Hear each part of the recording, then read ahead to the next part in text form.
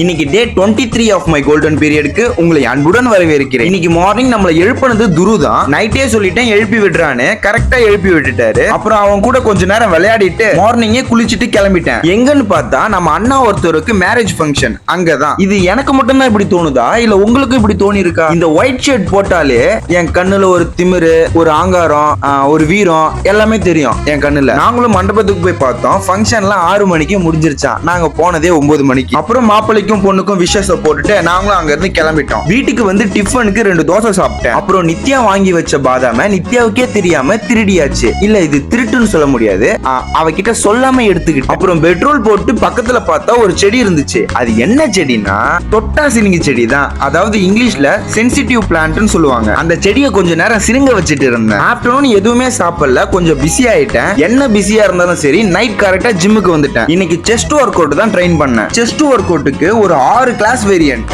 நல்ல weight increase பண்ணி muscle failure வரைக்கும் போட்டேன். ஒர்க் அவுட் முடிச்சிட்டு வழக்கம் போல நானும் கண்ணாடியில பம்பிங்க பார்த்துட்டு போசிங் கொஞ்சம் பிராக்டிஸ் பண்ணிட்டு வீட்டுக்கு கிளம்பிட்டேன். நைட் ஒரு அருமையான டின்னர், 4 இட்லியும் இட்லி சாம்பார் பிளஸ் ஒரு முட்டை சாப்பிட்டு தூங்க போயிட்டேன். என் லைஃப்ல நான் ஒன்னு கத்துக்கிட்டேன். அதனால தான் நான் உங்ககிட்ட இப்ப பேசிட்டு இருக்கேன். தப்போ சரியோ, நீ ஜெயிக்கிறியோ தோக்குறியோ முதல்ல முயற்சி பண்ணு. எதுவானாலும் பாத்துக்கலாம், நான் இருக்கேன்.